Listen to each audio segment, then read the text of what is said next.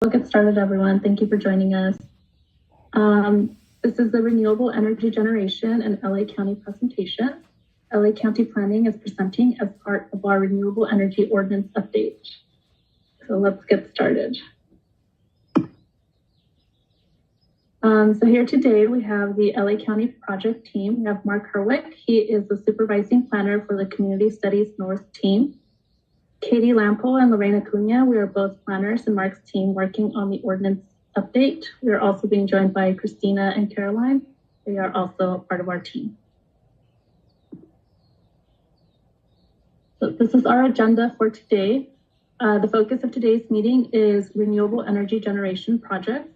We want to note that this meeting is being recorded. We will begin with a quick overview of what the ordinance project will entail. We will review all of the generation technologies that currently exist in LA County, as well as the technologies that we are directed to consider. After each technology, we will pause for a short discussion.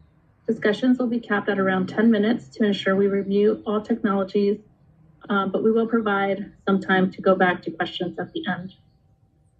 At any time during this presentation, you can submit questions in the chat and we will come back to them throughout the meeting. If you want to reach out to us after the presentation, we are dropping our contact information into the chat. We're also dropping the link to our project website. There you can find a recording of the project introduction meeting, which we held on March 27th. So beginning with our project overview, changes to the ordinance are directed in a board motion made in April of 2024. Specifically, LA County Planning is directed to conduct outreach with community stakeholders, energy, and labor groups. Furthermore, the motion includes direction to identify renewable energy development areas and corridors that would allow utility-scale renewable energy facilities in all supervisorial districts and in areas where facilities are currently prohibited. To establish size thresholds to distinguish between ministerial and discretionary project approvals and define development standards for each. Develop an approach to ensure community benefits from renewable energy projects to promote community resilience. This can include requirements for development of community scale storage systems, microgrids, or payments into a community benefit fund. Evaluate the ban on utility scale wind energy and make recommendations based on market and environmental factors. Apply relevant best practices and development standards from other California jurisdictions. Reassess existing requirements such as undergrounding of transmission lines. Lastly, the motion directs us to align the update with the motion made in December 2023 that directs the addition of battery energy storage systems into the ordinance. We will host a workshop to discuss battery energy storage systems on June 17th. So this is a quick overview of the process our project will follow. We are currently in the initial phase. We are conducting initial public outreach. Internally, we are conducting research, coordinating with relevant county offices and departments, and working alongside the Chief Sustainability Office and a consultant in the preparation of a technical study. The information we gather in this first phase will be used to inform a draft of the updated ordinance. The draft ordinance will be circulated for public review, and during that time, we will host a series of in-person meetings to receive comments. We anticipate that will happen in the fall. The draft ordinance will be evaluated subject to the California Environmental Quality Act. Public noticing and scoping will also be completed as part of the environmental review process. All environmental review notices and scoping meeting information will be posted on the project website as the information becomes available. Updates and information will also be sent to everyone signed up for the project mailing list.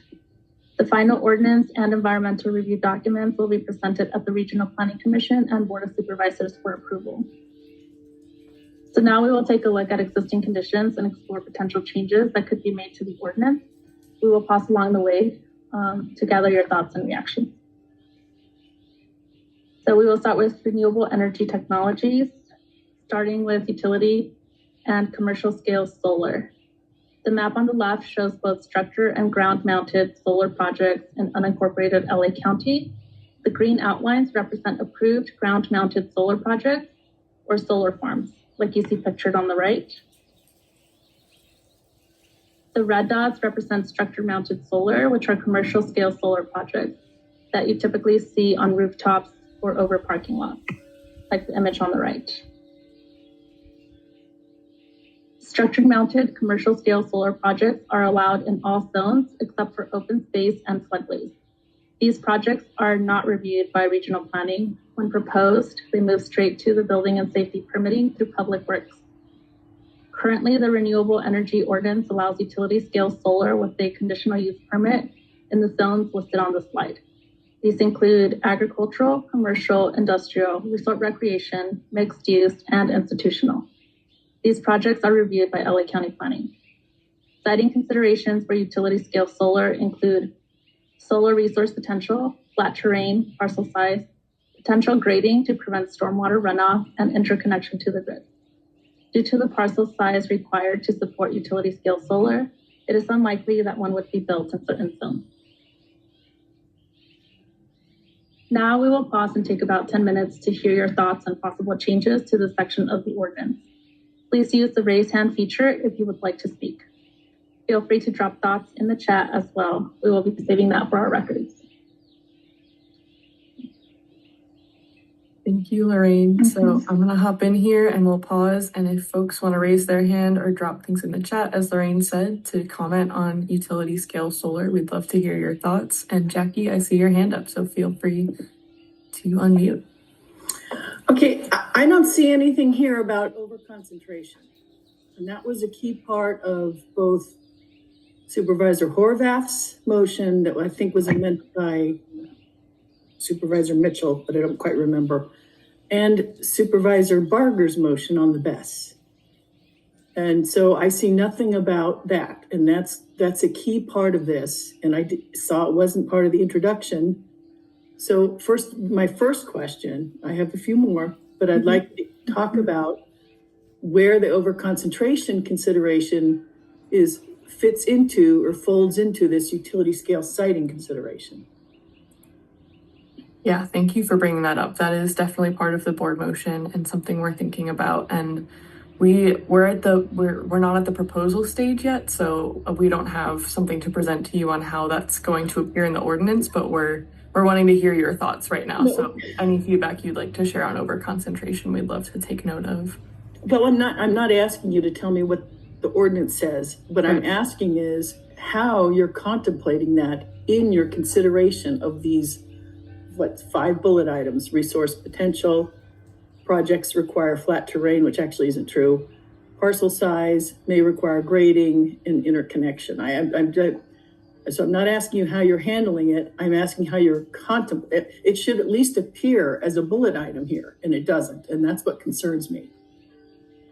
Thanks, Jackie. The overconcentration thing is something we've been trying to get a handle on and make sense of. So I think one of the things that we want to do when we were out there in these early meetings is speak with folks like you. If you could please tell us what you consider overconcentration to be, and if that means if you, however you define that will help us. So we haven't got that figured out yet. Okay, but I mean, it is something you're considering. So yes. I guess no, absolutely, it is. Okay, so absolutely. I would request that it be a bullet item going forward on what you're considering, so that we at least know it's still part of the. Okay. You understand what I'm saying? And I'm not criticizing. That's something that almost I can guarantee everybody is most worried about. So it really needs to at least be mentioned as an item, if you don't mind. But sure. So some of the things were, I know that there was a discussion because I was there at the board meeting when it happened with these both motions. The discussion was, do we distribute it by district? And that was very troubling to me because that would still allow communities like Acton or Antelope Acres to get stuck with 10,000, 20,000, 30,000 megawatts of, in this case, utility scale solar and wind. And as long as, the other 4 districts have about that same amount spread out through over 4,000 square miles, that would be considered no overconcentration. So I guess what I want to say is what overconcentration isn't, and it isn't allowing 10,000, thousands, tens of thousands, or even thousands of megawatts in one little community. And you balance it by having the same amount throughout the other 3,000 square miles of the county. So that's not the way to do overconcentration. So I guess rather than, it's a difficult problem, and I appreciate why it's something you're still grappling with, but I do know what it isn't, and it isn't that. So I want to make sure that that's clear. And at a later time, are we going to talk about community benefits? I just want to make sure I understand. Okay, because I kept getting kicked off. I don't know why, but I think I'm in for now. Okay. So that overconcentration is important, and no single community, I don't mean single district, because Supervisor Barber's district is thousands of miles square miles in size. So no single community should be overburdened. That's another important element, I think, in the concept of overconcentration. I have a few more comments, but I'll defer to somebody else unless nobody else has anything else to say. Yeah, if other folks want to hop in, feel free. But Jackie, to your point, community benefits are a topic we'll stop and talk explicitly about later in the conversation. So thank you for bringing that up. And thank you for highlighting overconcentration. As you said, that's part of the board motion. It's something we're thinking about, and it's embedded within all of the conversations we're having about utility scale renewable energy. So it really does fit into all of the utility scale slides. So if folks are stewing on that and want to talk about it at all of the multiple, stops today, feel free to jump in on that. And I see Jose's hands up, so I'll pass it over to you. Hi, everyone. Thank you for having this meeting. So the other, obviously you have it, that it is a lot on commercial and industrial, and obviously on residential. With any new construction, it's required by the state. But could the county promote the more commercial on what do you call it, on particularly on warehouses where there is no minimum required as far as solar panels? That would be, that's obviously, to me, it's like put it on the roof, don't create new roofs with nothing under. I'm not sure if that's been discussed to have a, I don't know if to have an actual minimum requirement of solar panels on any new commercial buildings, or even just to encourage even existing commercial buildings to add panels on the roof, so that way it's the power will be closer to where it's needed the most. Yeah, great point. Thank you for bringing that up. So the commercial scale solar that you saw in the picture and that you're talking about on rooftops and on parking lots, those are required in new commercial developments throughout the county. So that is already a requirement. And that is something that goes directly to Public Works and does not come through planning, since it is part of that requirement. So they have, a simpler process, and it encourages that in that way. And it's nice that encourages some level of distributed energy by having that requirement. And great point for existing buildings. It's a different story. So that's a good point to think about how we can encourage that development as well. Thank you. And Mario, I see your hand up as well.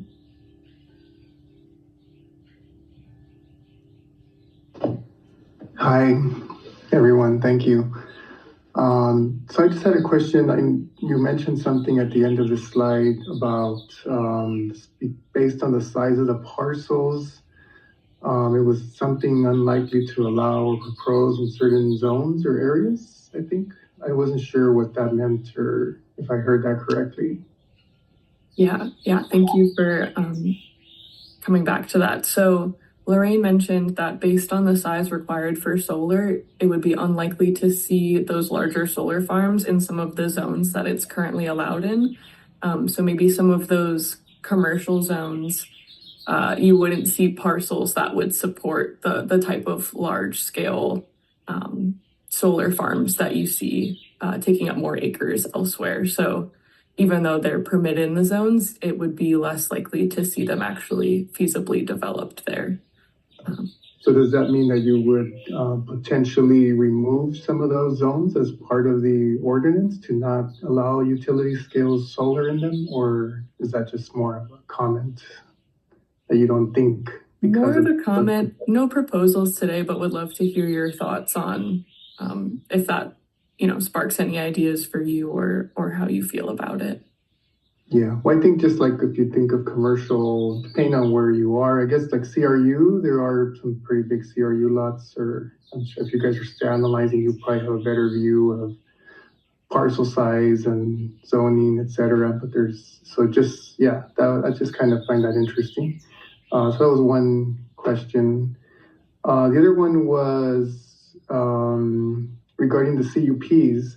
I know the ordinance is asking, or the board asked to look at removing that condition, right, and making some of these processes ministerial. So, and you may not be ready to answer that, but is the size of the project something that you're looking at where you would still have a CUP in some cases and in other cases not? Or is the idea that you're looking at more about removing the CUP process entirely and making the entire process ministerial? Yeah, great question. Thank you. And again, I'm sorry to not have answers of directions we're going, but would love to, turn it back on you. And if you have a preference for these things, or if you have a response to the pieces you're calling out in the board motion, this is the stage where we would just love to hear how you feel about it and what you're thinking. So apologies, we're not at that stage yet where I can tell you, we're going this way or we're going that way, but it's great to be able to hear your thoughts first. Okay, well, I think that would be something that would be, I think, important that if there is going to be a ministerial process, that there still is, for some projects, depending on the size, maybe it would be a factor to consider, or even the location as well, right? Size, location, just different parameters that may trigger the need for a more review than just everything across the board being ministerial, I would say. So that's the comment. And then I just had a question on the commercial requirement, just because I'm not that familiar with that requirement.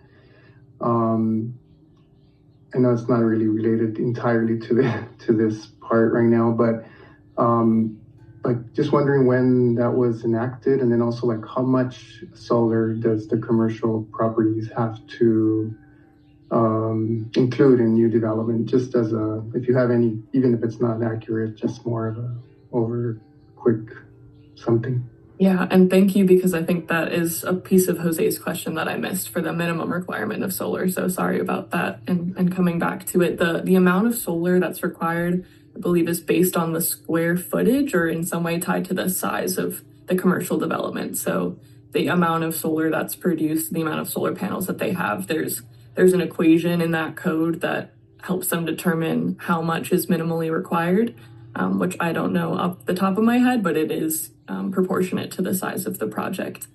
And in terms of the year that it was required, I don't know off the top of my head, but I feel like 2022. Lorraine does. Yes. What was it? 2022. 2022. Thank you, Lorraine. So that was Lorraine, is there anything you'd like to add more to the conversation about commercial scale solar for any kind of clarification or anything? No, I think Katie covered it. Okay, fantastic. Thank you. Yeah. And you probably saw the map that we showed earlier, and it distinguishes sort of where your commercial scale solar is and then where utility scale solar is. And utilities, and correct me if I'm wrong, folks, but utility scale solar is typically for a production of energy that goes off-site, and the commercial scale is for the energy that's used on-site. So for instance, when you see those, the parking structures that have the solar panels on them, they're using them for the, on-site to power up there. So that's in a nutshell. Thank you. And yeah, Thank you. I see Jackie would like to comment further, unless we need to comment further on that. I think really quickly before we leave that topic, Mario mentioned considering the location of these solar projects, as well as the size, but I'm seeing Jose dropped proximity to homes in the chat, and thank you for adding that, because Mario is going to ask you to follow up on specifically what types of locations you feel should maybe trigger more thorough review or things like that. If you have anything else to add there.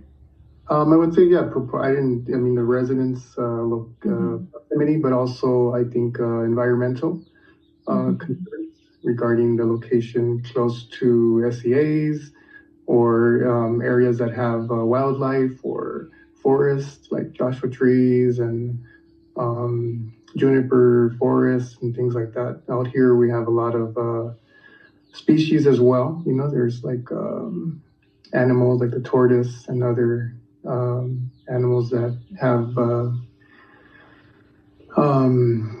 they live out here with us. Mm-hmm.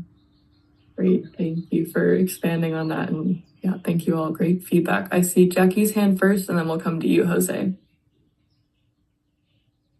Yeah, thanks. A couple of things. I know that part of the motion was to look at using the economic opportunity areas for solar. The problem is, and Mark, you know this better than me, the whole purpose of those economic opportunity areas was to try to balance jobs and work, jobs and residential uses, to prevent people or not make people have to drive down to the 14 to get work. And that was the key part of that. And when you turn those into utility scale solar, which was a key part of Supervisor Horvath's motion, they don't generate jobs. These solar farms don't create, the developers lie through their teeth because they bring in certain workers and into the area and install the facilities, and then they leave. So there's no local work done, no local opportunities for jobs at all. So when you take the economic opportunity areas, and I would imagine this falls under siting consideration, so that's why I'm bringing it up here. If it's supposed to be talked about later, let me know. But so when you turn those economic opportunity areas into solar, it violates the general plan. I mean, you can't even do that. When I heard her make that motion and she talked about using it, and I was like, well, you're gonna have to change the general plan, because the general plan, right? I mean, Mark, it's true. So there was a lot of troubling things in what was there. So that's one thing. The other thing to I think it was Mario's point about the Joshua trees, trying to figure out a way to develop these EOCs in a way that protects the Joshua trees. Because I got to say, Jose and Mario have done more than anybody I know to try to get to raise the visibility of the Joshua tree situation in LA County, because it's not good. It's bad, actually. And we're hoping that, it's really them. And we've been trying to support them here in Acton, but having development happen in Antelope Valley, not just in the EOCs, but in the EOCs, in a way that doesn't destroy the Joshua forest, because there are a lot of them in those areas, is critical. Well, that's never going to happen with the solar utility, because they will tear them down. So that's a second thing. A third thing is, I'm reading it, may require grading or other interventions to prevent stormwater runoff. That is, you have to be very, very careful. These properties are usually like 750, 1,500, 3,000, 8,000 acres, okay? So when you start grading and changing how water flows, you change how water flows by 10 feet on one portion of the property, by the time it flows off the property, it's 300 feet over from where it was, and you're flooding out a house. So you cannot allow them to alter in any way the way water flows across the property. So that's one thing. I mean, and we've been around and around with the city of Lancaster, because really it's the city of Lancaster that's done a lot of these solar farms up in the Antelope Valley, and on this issue. And we finally got them to the point where they prohibited grading flat out. They couldn't grade anything. And one other, they could come in and they could pound their little things in, but they couldn't change grading, because that, like I said, changes water. And most places in the Antelope Valley and in Acton, and I know Mark knows this, we have natural drainage patterns, and they've been that way for 150 years. And if you change them, then people's houses downstream get washed out, because suddenly the water doesn't flow where it has flowed for hundreds of years. So that's like a really critical thing. This third thing or fourth thing is the Resource Conservation Group, AVRCD, has mapped out all the soil characteristics in the Antelope Valley. Some areas have really, really unstable soils. And if you put solar there, it's going to be, it's just going to be a mess. So one of the things you need to consider, besides, in addition to siting size, and if it's near homes or if it's in a place where it's supposed to be provide work opportunities, is soil characteristics. And AVRCD has it all mapped out, and they can tell you which soils are highly susceptible to, have a lot of fines in them, or highly susceptible to blowing dust. Excuse me. And so that's another thing that you really need to consider. But also just no grading at all. That if they need to grade, then they don't get a build there, because a quarter mile away, because that's how far away some of these properties are, you're gonna flood somebody's house out, or you're just gonna really screw up downstream properties. Let me just put it that way. So thank you. Thank you, Jackie. So hearing, no desire for utility scale development in the EOAs.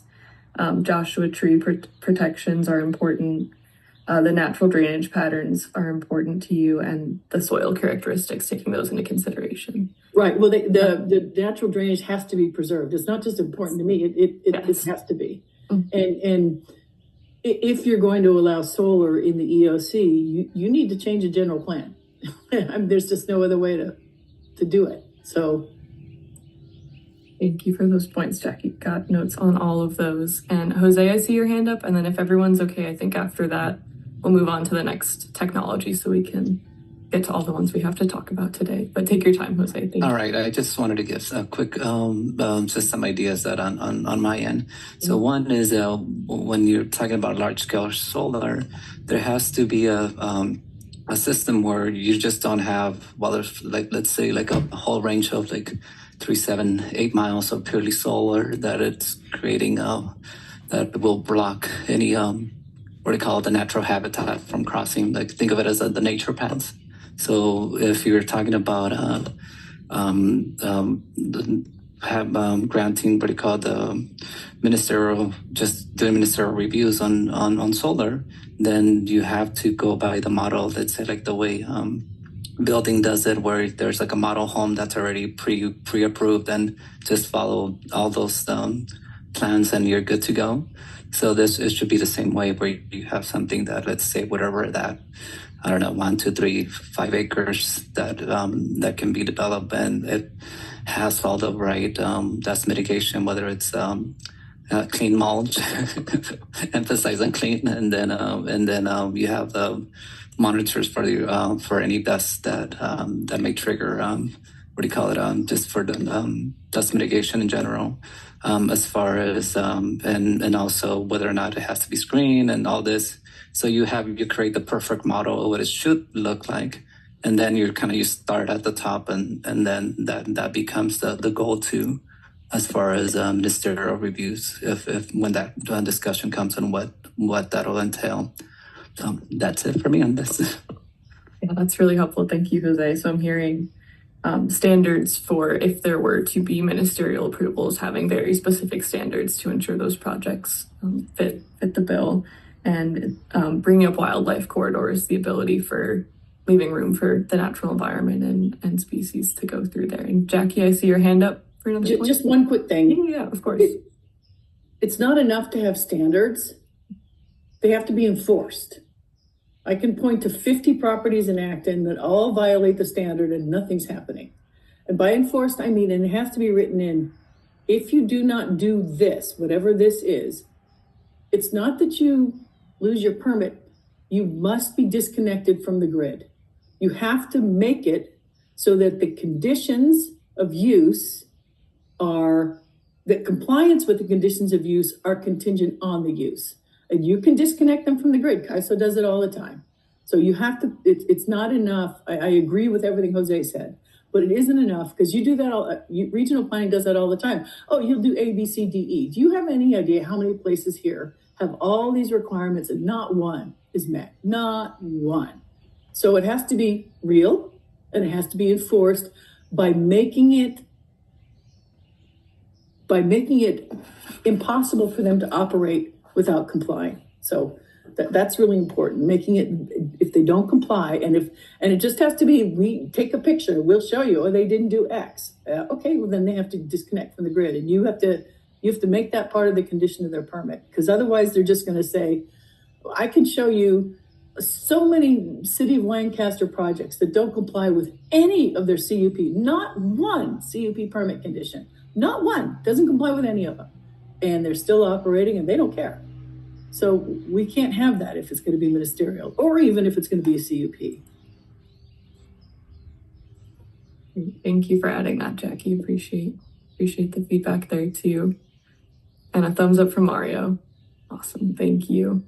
And I think if everyone's all right, we'll move on to the next technology and we'll keep the conversation going. So thanks for all of the great feedback. This is a great discussion. Pass it back to Lorraine. Thanks, Katie. So we will move on to utility scale wind. The map on the left shows utility scale wind resource areas in the region, represented by the shaded areas. You will notice that there are 2 nearby wind resource areas that fall entirely outside of LA County. The picture on the right is an example of a utility scale wind farm. So utility scale wind is currently prohibited in all zones throughout unincorporated LA County. Given the lack of utility scale wind resource potential, choosing to allow utility scale wind may not be productive for achieving renewable energy goals. When citing utility scale wind, one consideration is the size of the turbine. Large turbines greater than 1 megawatt are suitable for community electrical needs and large-scale commercial, industrial, and utility uses. For turbines with large generating capacities over 7 megawatts, the turbine heights can often exceed 600 feet.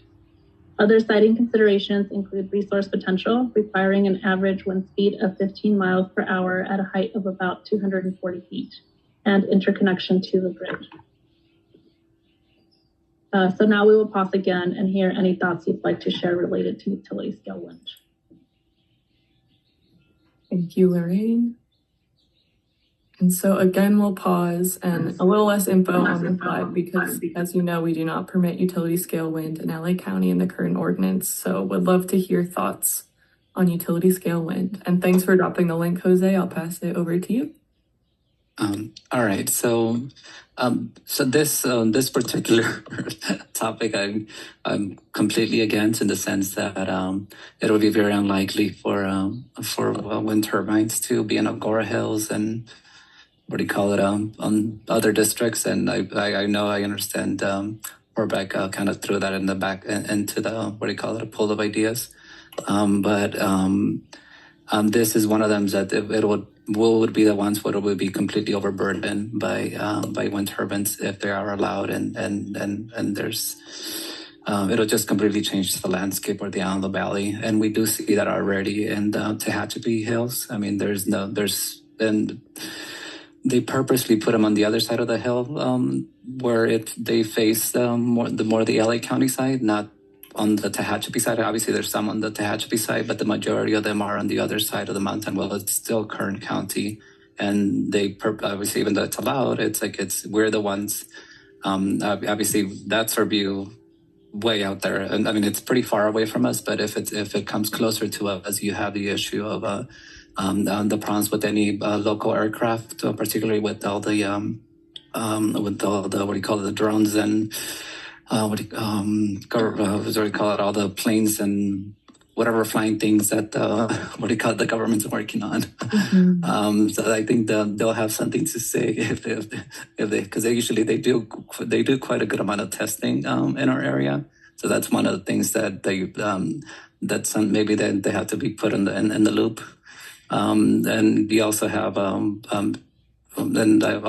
Jackie had mentioned, obviously this is a sensitive area for a lot of birds, and there's issues with and that's why I said, when I looked into the no wind turbines in Lincoln County, and that's in Oklahoma, a lot of the farmers are obviously concerned with their not just with the visual, but also with the long-term effects to the groundwater, with the and as well as the livestock, how it affects them.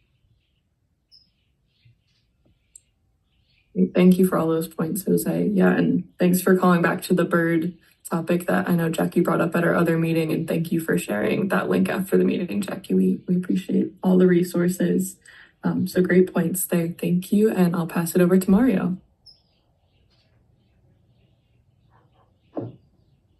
Okay, I just wanted to add, and then add one question about the dark skies ordinance, right? This would obviously impact that. We can see from my house in Pear Blossom, the lights in of the Tehachapi windmills from here. So I can imagine at night, the blinking and blinking and blinking for the, aircraft and stuff. That would impact that. So I think that should be looked at. Also the sound, when you're talking about natural habitat, when you have animals, this constant sound that's going off all night and stuff. So it's like, it's a very good disruption. And then lastly, I wanted to ask if Lorraine could read back the first paragraph. I had a question on that also that she just mentioned on this slide. So utility scale wind is currently prohibited in all zones throughout unincorporated LA County. Given the lack of utility scale wind resource potential, choosing to allow utility scale wind may not be productive for achieving renewable energy goals. Okay, that part right there. So given the lack of the production of utility scale wind, it may not be productive. That's something you guys are already saying, kind of? Is that what I'm hearing? Based on initial research? Inferring from this map, those two wind resource areas show the areas that are ideal wind potential for utility scale wind, and they are both outside of LA County. Okay, so based on the map, our geographics at this moment, you're seeing that they may not be feasible or not practical. Is that what I'm hearing? Is that correct? Yes. Okay, great. Thank you. Mm-hmm. Thank you. Any other points, Mario? All good? No, I'm good. Thanks so much. Thank you. I'll pass it over to Jackie. Thanks. A couple of things. You should consider the fact that this utility scale wind map was formulated with the understanding of what the current REO ordinance says. Okay. And so we know that wind turbines work fine in the Antelope Valley because there are actually a couple of them. They were actually put up, one of them was put up by the county and should not have been put up, but it was at the prison there in Lancaster, wherever, Lancaster, Palmdale, sort of in between. And it works fine. Also, there are I can send you federal maps, U.S. wind resource maps, mapping annual average wind speeds at 30 meters, which is about the height of these turbines. And the Antelope Valley actually is probably better than Tehachapi, looking at that map. So that concerns me. I like the idea that you guys are deferring to this map. And if you prohibit wind turbines based on this map, I'm all for it. But I think you're going to get a lot of pushback from developers, and they're going to say, well, that's just because we haven't been allowed to. And, Edwards Air Force Base is concerned because Edwards Air Force Base is just north of where Lancaster is. But there's plenty of places where you could put these turbines and they won't be in the flight path of either Plant 42 or the Skunk Works or Edwards Air Force Base. So I am all for deferring to this map. But if you choose to not defer to this map, then because the wind it's there. Mario and Jose can tell you, wind blows all the time in the Antelope Valley and wind turbines would work. So I'm just worried that if you rely on this map and then at the last because this always happens, county does this all the time. You tell us what this, which I appreciate, and then some CalWIA comes in, the California Wind Energy Association. I'm sure you've heard from them and you know them. They're going to come in and say, we really could do a lot with turbines here. and they'll show you this US map because they've done this before. And then you'll say, oh, okay, I guess it is a good thing. And then the next thing we know, there's wind turbines are now allowed in the ordinance. So I'm very jaded and I'm cynical, and I don't trust anybody on these things anymore. So I don't want you to have the impression that utility scale wind wouldn't work in the Antelope Valley, because the data says it would. And prior CEC CREZ maps, I don't know if you've heard the term CREZ, but California Renewable Energy Zones, had the entire portion of Antelope Valley good for both wind and solar. So those CREZ maps were 10 years ago, and now they're gone, or hard to find. I have them somewhere.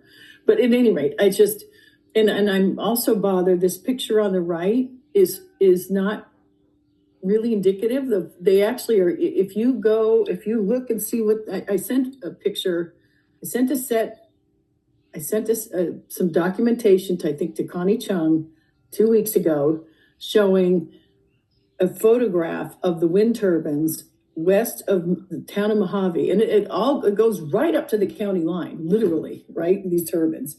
And they're much more close together. In fact, I juxtaposed it with the picture of all the oil rigs in Huntington Beach in 1940, and they look almost the same. There's high density turbines. And so this picture looks kind of nice and pleasant. It's not, cows could still graze between them, or, animals could still run around them, but they're very much closer together. And so it's really dangerous for birds. And so that's another concern I have.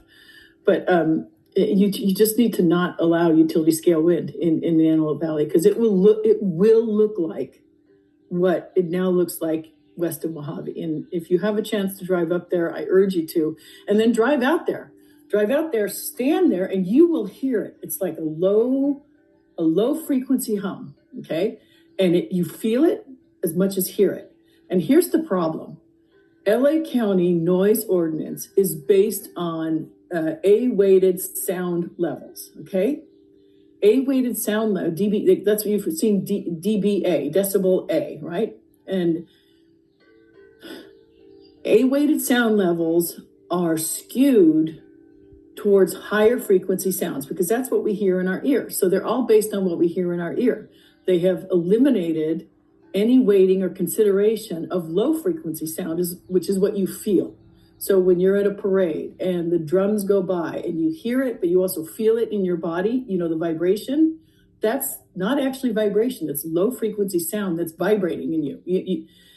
And LA County noise ordinances do not consider noise impacts of low frequency sounds. And I can send you an article by the National NIH, National Institute of Health, I think, talking about how so many things in the modern world today have high noise levels in the low frequency zone, in the low frequency region. And nobody's noise standards address that. And that's a real deficiency that has to be fixed. So I'll send you that article, because I think it's really important, because it's not just the noise, but it's the noise you hear, it's the noise you feel. And it's very real with these things. And same's true with BESS. You get the same noise profiles. And you even get it with solar too. In fact, and this is true, the Chinese government used to have a lot of listening posts surrounding Plant 42 and the skunk works for spying, right? They've had to remove a lot of them because they don't work, because there's too much interference from all the solar that is going in around it. So electric interference and noise are in the inverter noise and the EMF that these things give off. It's very real. I mean, it's made it harder for the Chinese to spy on the skunk works and Northrop, and that's true. It's not a lie. I'm not making that up. So you need to look. Part of this needs to look at the noise profile of these uses with respect to the low frequency regime or region in which they have the highest noise emissions. And our noise standard doesn't account for that. So that needs to be taken into consideration, as well as the aesthetics. They're much closer together and they're not nearly as pretty as this picture looks. And I'll send you right now that presentation that I sent to Connie a couple of weeks ago that town council made to the CSO and people from regional planning. So thank you. Yeah, thank you for all that feedback, Jackie. And as always, would love any resources you want to send over. So appreciate that. And if everyone's all right, the next conversation is related. So I'll pass it back to Lorraine to continue on to the next technology. Thanks, Katie. Okay, so we will move on to small scale wind. Small scale wind is currently permitted in the Renewable Energy Ordinance. Unlike utility scale wind, there is existing potential for small scale wind in unincorporated LA County, as shown by the shaded area on the map on the left. The photo on the right is an example of a small scale wind installation. The current REO allows for small scale wind with a minor CUP in residential, agricultural, and open space zones. Maximum tower heights range from 35, 65 to 85 feet, depending on the lot acreage. Small scale wind must be a minimum distance from the property line or road right of way that is equal to the height of the wind system. To capture the strongest winds, a turbine should be roughly 30 feet above the nearest obstruction, as illustrated in the image on the right. The current REO development standards do not appear to be conducive to building productive small-scale wind. Tweaking the standards, such as the height restrictions, could allow for more flexibility to build distributed small-scale wind infrastructure and to utilize the small-scale wind potential in LA County. Siting considerations include size. Small turbines, less than 100 kilowatts, are suitable for individual homes, farms, businesses, or other remote applications. The average height of 160 feet. Mid-sized turbines, 101 kilowatts to 1 megawatt, are suitable for some community electrical needs and other commercial, industrial, institutional, and government uses. They have an average height of 250 feet. Siting considerations also include resource potential. Small wind turbines require an average annual wind speed of 9 miles per hour at about 130 feet in height. So again, we will stop to discuss. Please raise your hand to speak or put your comments in the chat. Thank you, Lorraine. So continuing the wind conversation, but now looking at small scale wind, which is currently allowed in the ordinance. We've heard some opinions against utility scale wind. Do you all feel differently about small scale wind? Similarly, would love to hear your thoughts on this. So Mario, I see your hand up first, and then we'll go to Jackie. Sorry about that. So yeah, just some real quick thoughts that are coming out. So what is the height for utility scale wind currently, or like what would that be considered? Because let's say, I don't know if it was on the slide or if I just missed it. Or That's a great question. So it gets into the conversation of how we define small scale versus utility scale. So I won't get to it. We can keep talking about this, but small scale wind in the ordinance is defined as, and small scale for any energy technology in our ordinance is defined as being for on-site use, whereas utility scale is defined as being for off-site use. So, more going back into the grid rather than just powering the site that it's on.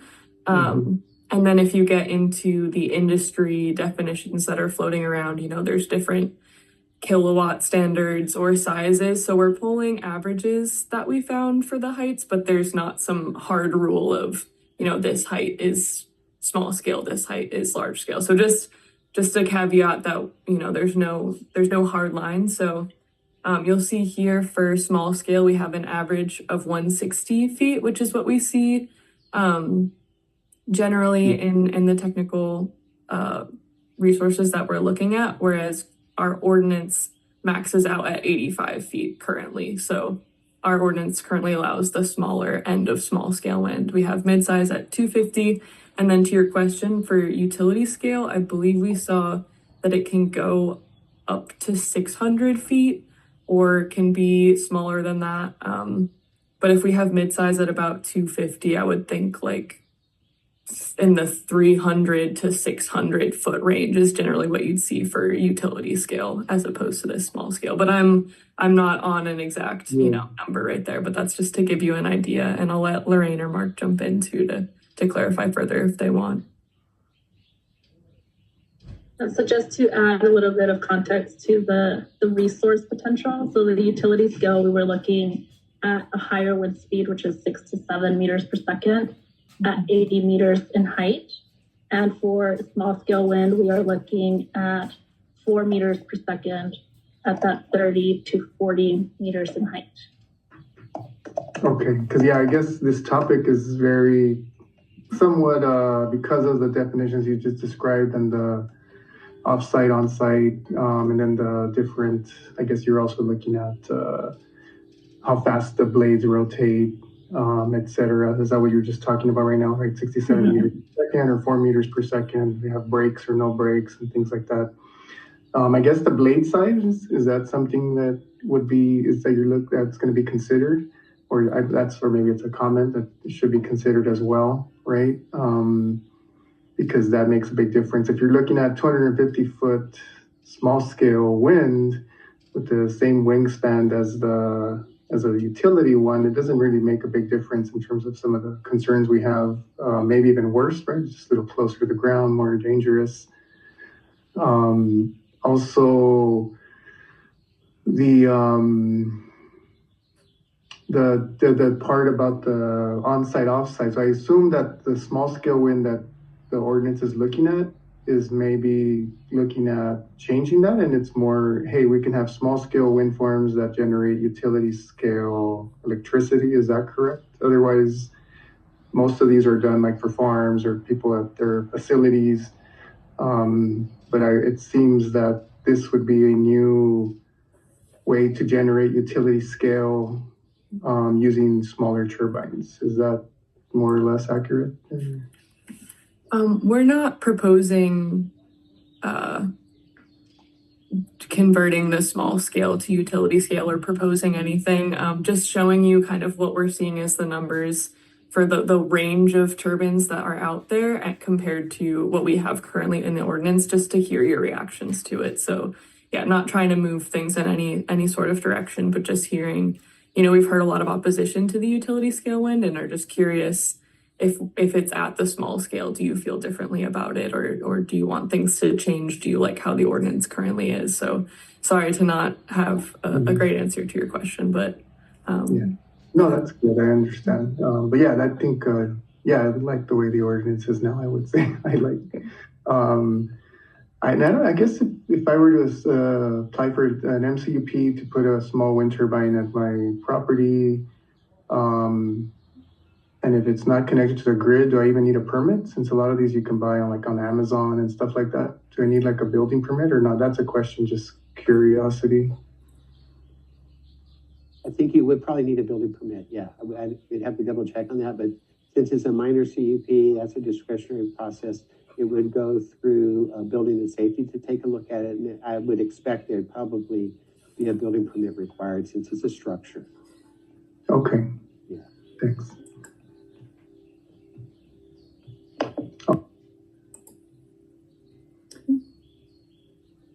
Okay, thank you, Mario. That was everything? Good to go?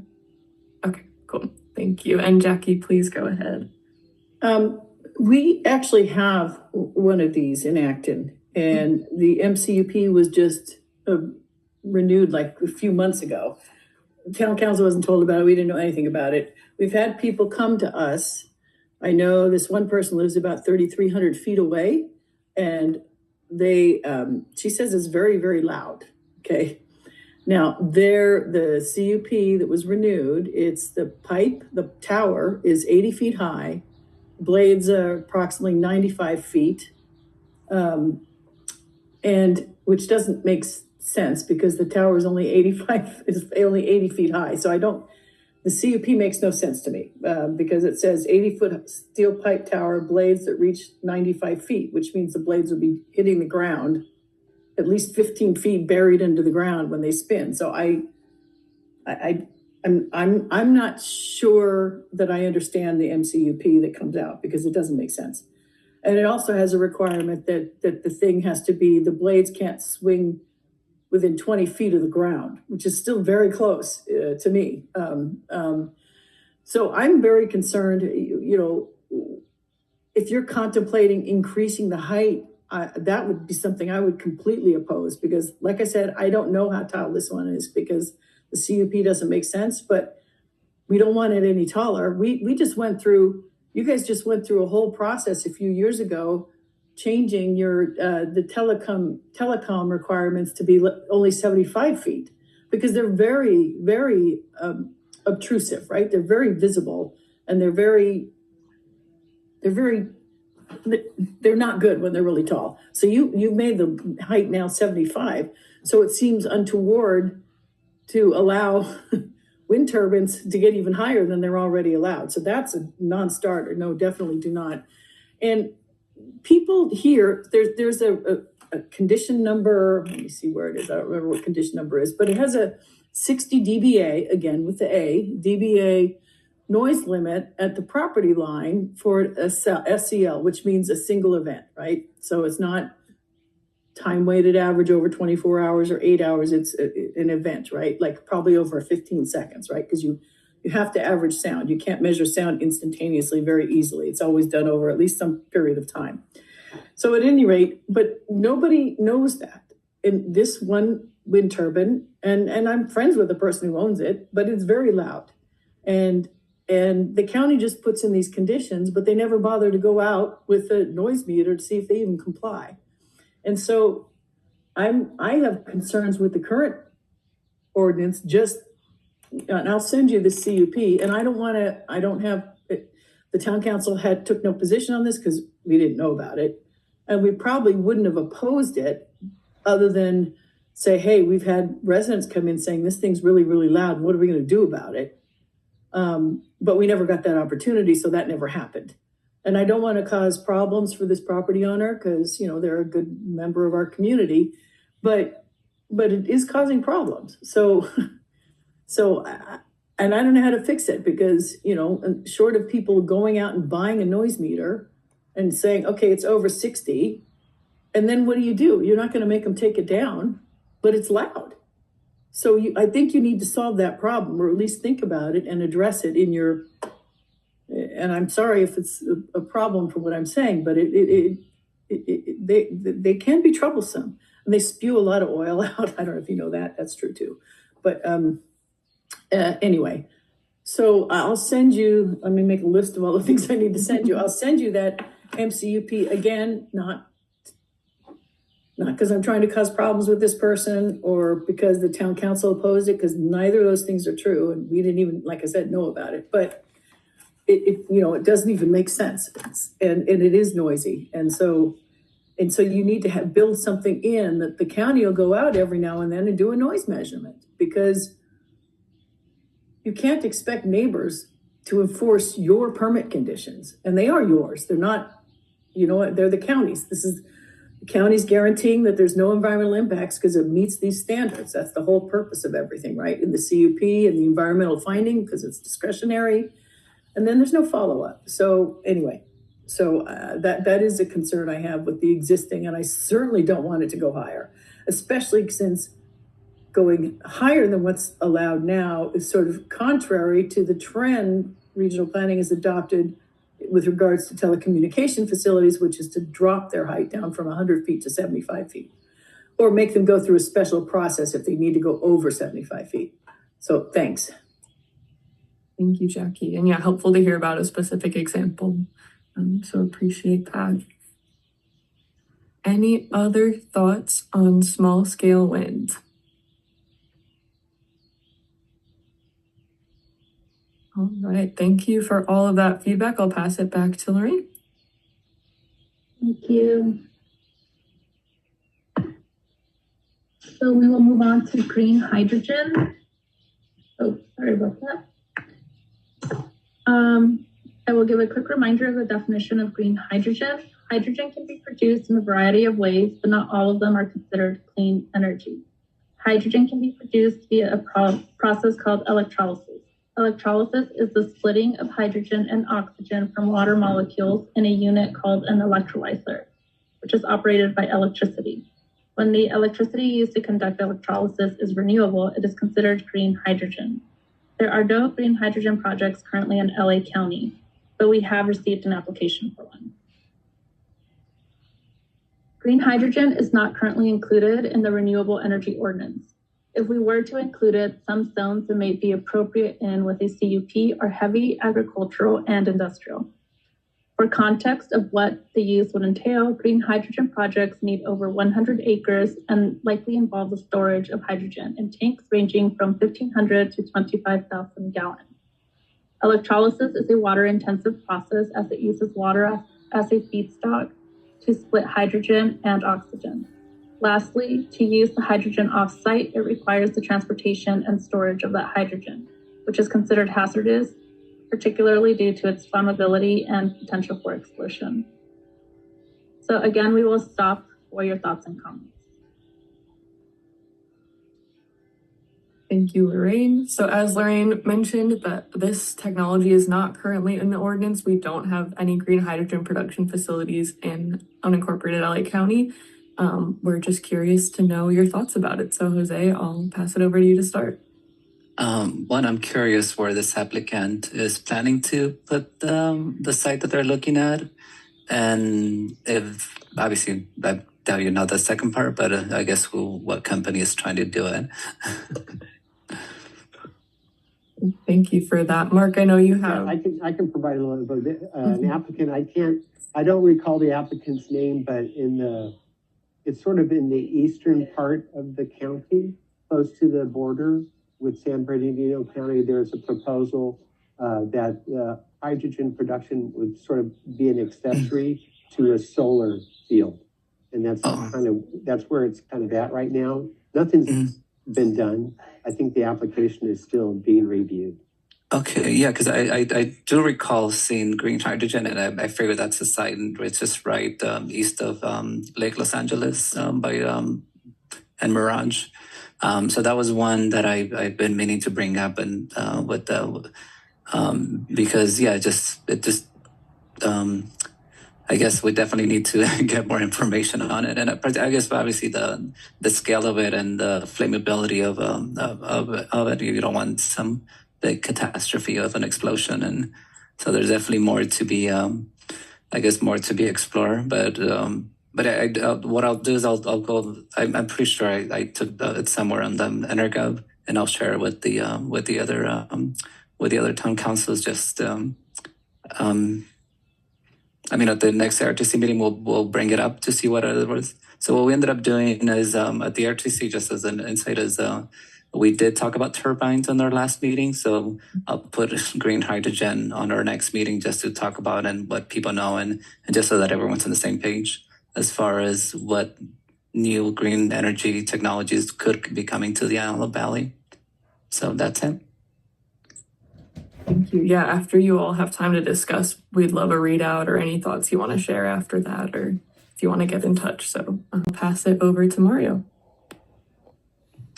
Hi, regarding the green hydrogen. I'll start with the application just real quick, and then I have some comments. But so what does the current zoning, how does someone apply for green hydrogen currently? Like, what zoning is it allowed, or is it how does that work?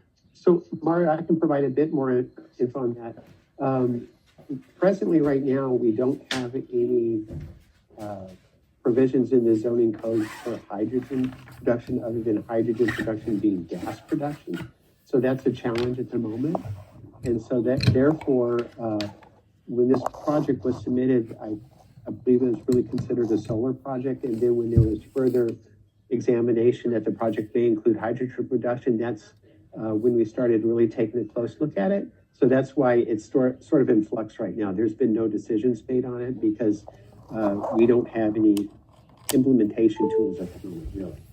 So that's where it's at. And it also sparked some discussion amongst us, since we are actually working on the Renewable Energy Ordinance. There may be a time to sort of think about segueing the two. But again, that's what we're doing now. We're trying to get the pulse of the community regarding their thoughts about hydrogen in the first place. Okay.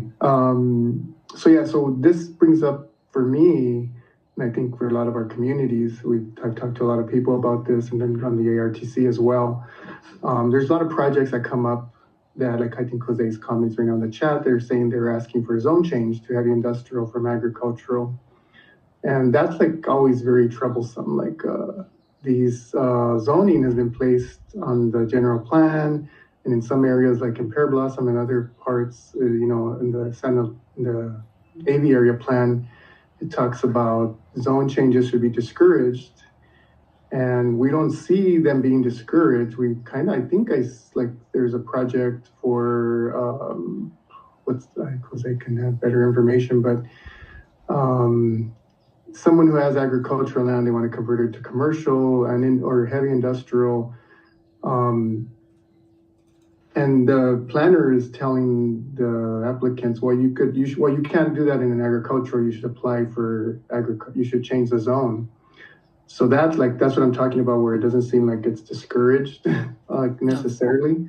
Let me, if I can just go, Mario, real quick. So what they're saying, what they were applying for, their operations were only light industrial, but they're requesting for heavy industrial, meaning that the problem that we have is like once you start with one zone change, it makes it easier to go to the next level within the county. So it's almost like trying to be sneaky about like what their end goal, which would be to do heavy industrial operations.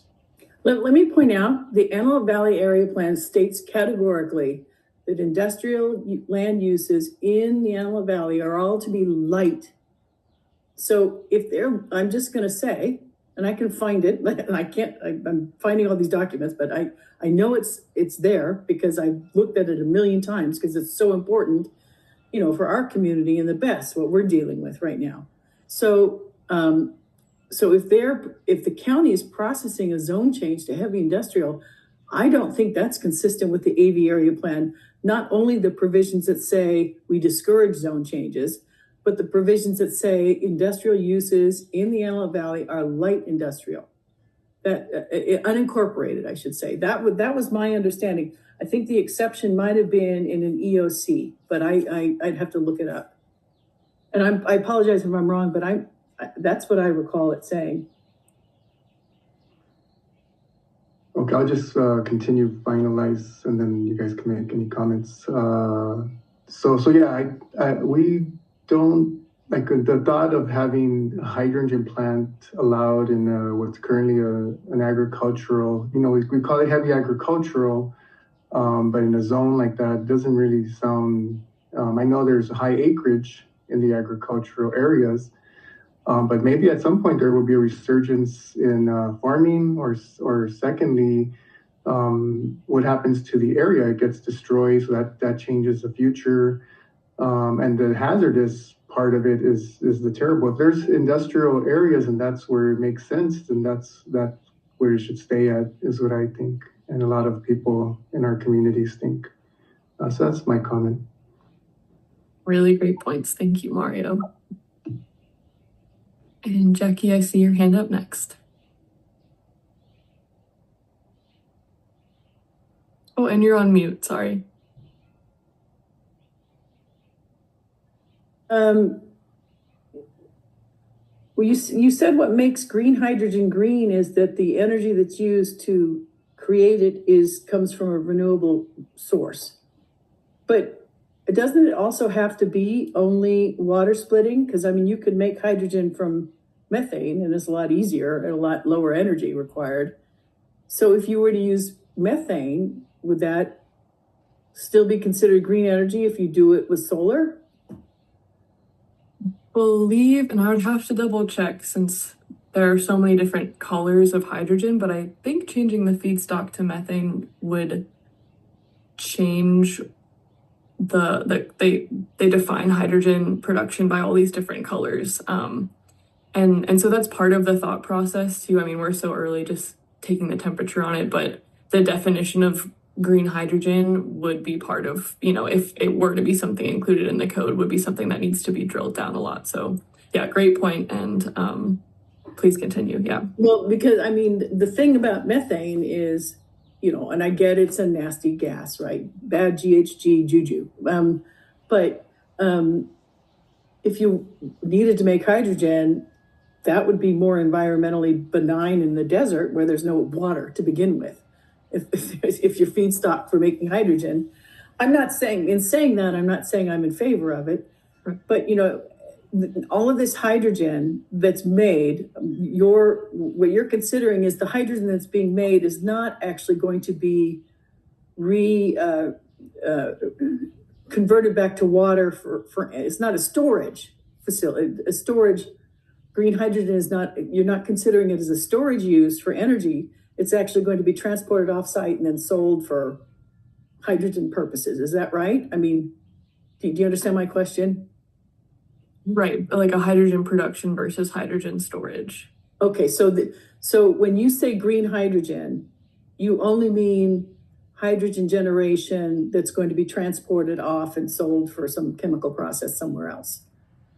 That's what we're thinking about right now, but the production, I think, involves inherently considering the storage of that hydrogen on site to be transported. So we want to, consider all angles and think about what types of projects we would see if we were to get more applications. So trying to wrap our heads around all of these different scenarios. Okay, what I meant by storage was not storage of the hydrogen, but energy storage. So you reintroduce the hydrogen with oxygen, you make water and give up energy. So it's a energy storage. I know that's unusual, but I just want to make sure I understand. You're only talking about not actually the facilities that you're talking about, hydrogen will leave the plant and not stay on site as a. Thank you for clarifying. Yeah, sorry, I was getting turned around. Yes, well, it was my fault. I did it badly. No, you're doing great. We are thinking about hydrogen production and not hydrogen as energy storage as the main purpose of the facility. But that being said, just taking input on all of it. So any green hydrogen thoughts you have, we're open to at this point. Well, I'd be most worried. I mean, a hydrogen fire is terrible, but it's very quick and it's cataclysmic and very vertical. It's not like so hopefully it's not during a high wind event, but my biggest concern would be in the transportation, because our emergency response here is, way out in the boondocks, 45 minutes for police to show up, maybe a little shorter for fire. But, I don't even want to think about a hydrogen truck accident out in, 190th East and, whatever, H or something. So that would be what would be the size that you would allow the transportation to happen? I mean, the storage is one thing, and you got to be really careful, and you'll have to do your HAZWOPER stuff. But transportation is a big concern, especially out in rural areas. So limiting the size of, like if it's for like hydrogen vehicles, where you could have them actually package it in small containers, so then it'd be transported in smaller volumes, or I'm concerned about the transportation. I'm concerned about the storage, but more concerned about the transportation. Yeah, transportation definitely a big part of it to consider. So hear you on that. Thank you. Any other thoughts on green hydrogen? Yes, Mario. Just one quick question regarding the siting considerations on the slide. I don't know if that's for that specific project and that's where that siting came from, or is there any smaller scale green hydrogen production that's been, since you guys might have been researching, that's done at smaller scales? Yeah, thank you for the question. So the siting considerations are not specific to the project. They're just from our research and things to get your brain churning of what this type of facility could entail. So not specific to the project at all. And I am not familiar with it on such a small scale in the same way that you see, other small scale renewable energy facilities, because it seems to pencil out to need to be a certain scale, but that's more on the market and developer side. And I think it's still a newer technology, so could see it morph and change, and we're working to understand just the range of projects that are out there. So good question, and I don't have an example for you. I'll So just some research apologies. as well. Just wondering if there is any small-scale green hydrogen production. Thanks. Thank you. And we'll definitely look into that and share what we find. And again, yeah, if you all bring it up at your next meeting, would love to hear what thoughts you get from it. So please do share with us once you've had time to take a look at it more too. I just took a quick look at the AV area plan, and it does say that under the land use maps in rural town areas and is where it's light industrial, and it allows heavy industrial in the EOCs. But the key also is to look at each individual community, because I'm pretty sure Acton, at least for Acton, the industrial uses were all supposed to be light. So that's in the a later section, not the land use section. So sorry, defocused. Yeah, no apology needed. Thank you for highlighting that. Thanks for looking it up so quick too. Any other final thoughts on green hydrogen before we continue on? Good to go? Okay, awesome. Thank you so much. I'll pass it back to Lorraine. All right, so we'll move on to community benefits. So the motion directs planning to develop an approach to ensuring community benefits for renewable energy projects that promote community resiliency in impacted areas. For example, AB 205, existing legislation that allows developers to permit their renewable energy projects through the state as opposed to the local jurisdiction, has language on community benefits. Several other jurisdictions throughout the state have also incorporated community benefits language. Some examples of community benefits we found include infrastructure improvements, job creation, community services, economic development, and enhancement to quality of life in neighboring communities. From the ongoing project survey, we've seen that lowering energy cost and habitat conservation were popular potential community benefits. Those who selected other often mentioned safety as a high priority. We are still researching examples and working to understand how we can incorporate community benefits into our ordinance in a meaningful way, particularly how to strike the balance between specific minimum requirements and flexibility to adapt to community and project-specific agreements. We would like to hear more from you about what you would consider to be a community benefit. So we will pause again here. Thank you, Lorraine. And I know Jackie did some community benefits foreshadowing earlier. I'll pass it over to you. Thank you. I'm very concerned about this graph. I don't know who gave you this input, but I can guarantee nobody in Acton, and I doubt anybody I know in the Antelope Valley, would have said the highest priority thing is habitat conservation and restoration. And I say that because that might be really important in an urban area, right, where there isn't much habitat. But, and Mario and Jose, if you disagree with me, that's fine. But our priorities are in Acton, and we were very clear in our communications with Parks and Recs over the last 5 or 6 years, and on development projects. Oh, well, we're going to have them set aside this 2-acre parcel in the middle of town and nobody will develop it. It's like, well, it's not how having teeny little pockets of little bits of preserved space is not habitat conservation and restoration the way our community looks at it. We look at the San Gabriel Mountains, right? And that's a large contiguous area. So I'm for Acton, the large red line on top is not something. It would have been much smaller if you had just limited the survey to if this was a survey. I'm not sure. Our community. The other thing is I'm looking at utility improvement in the community and resiliency in the local grid. It is a myth, a complete myth, that microgrids or grid resiliency projects, or whatever you want to call them, in communities like Acton, and I'm only speaking for Acton here on this point,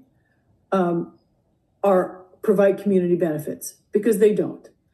Our grid works fine until Edison decides to cut the power under PSPS. When Edison cuts the power, then all the lines to our homes are de-energized. So even if you spend $25 million and put a nice big microgrid right in the middle of our community with batteries and solar and wind or whatever you want to do, that will not provide resiliency or improve utilities in our community because when Edison shuts the power during PSPS, they will shut the power to that grid. So we will still not have power.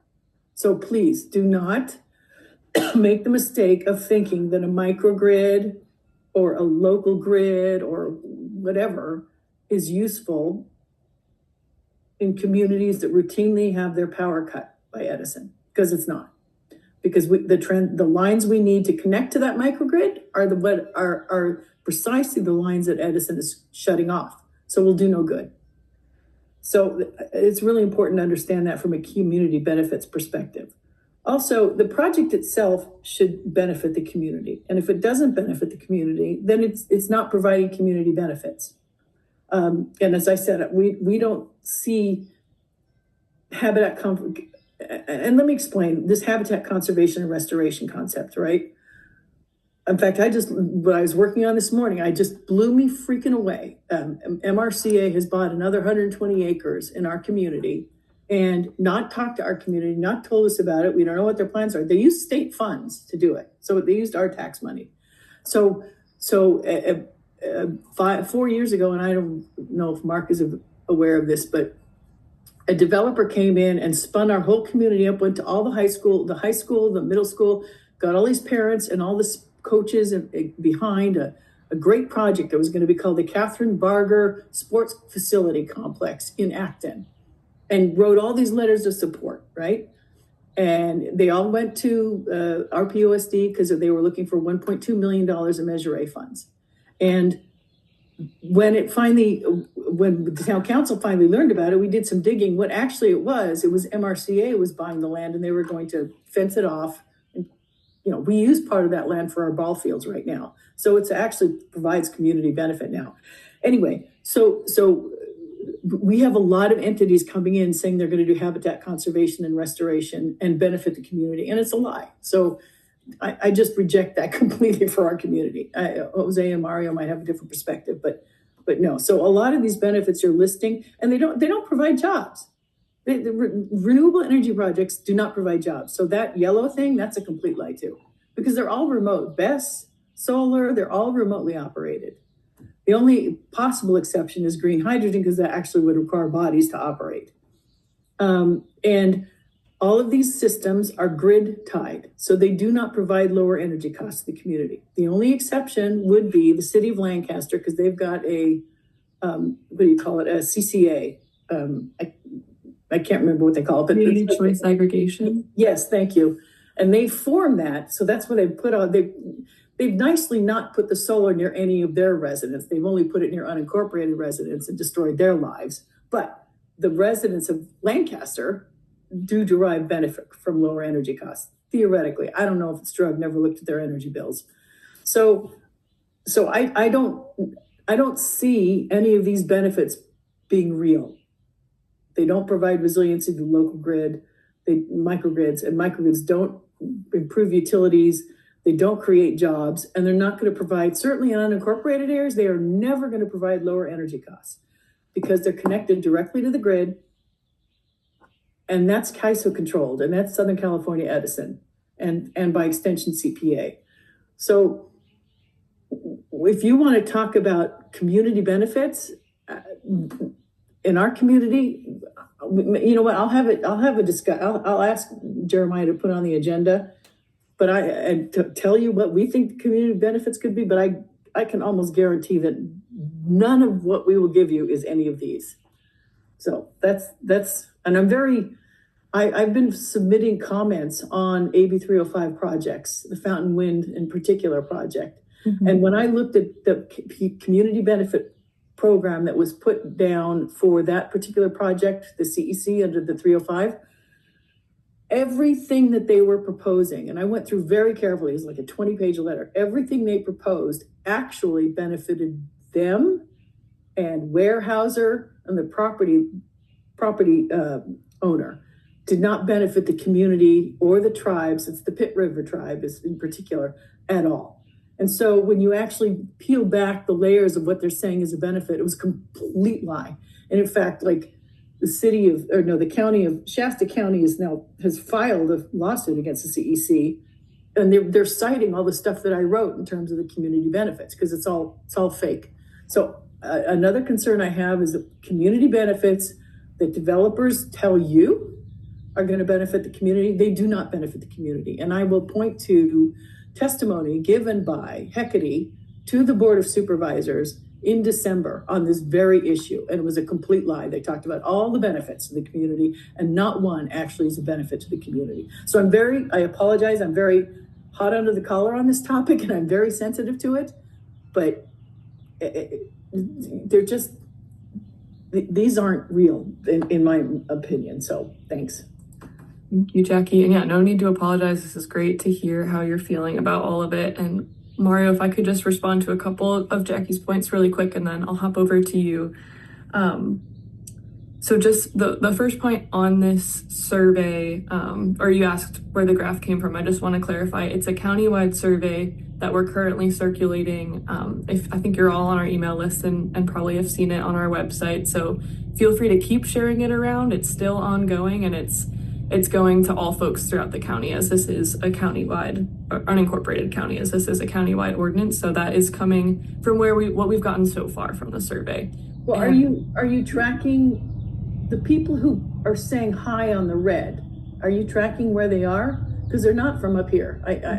Not many, I think. We have the zip codes that people input when they take the survey, so we can see if people provide their zip codes, what answers are coming from where, but we're not at the stage yet of breaking that out. We want to wait until we have all the data, and then we can take a closer look. So we'll be able to understand the community perspectives by having these tied to a map, which is really helpful. So yeah, because I ask because a lot of times you have these sessions and the people who are participating aren't even affected by the ordinance.